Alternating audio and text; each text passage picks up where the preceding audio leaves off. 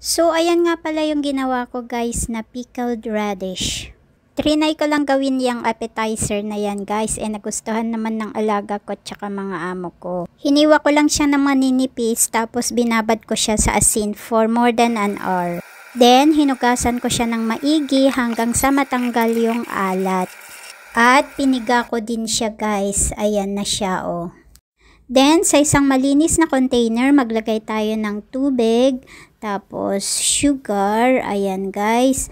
And then, haluin lang natin siya ng mabuti.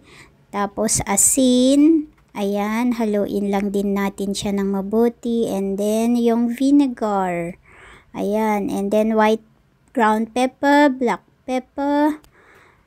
Ayan, haluin lang din natin. Tapos yung chili kanina guys na hiniwa ko. Saka na natin ilagay guys yung radish kanina.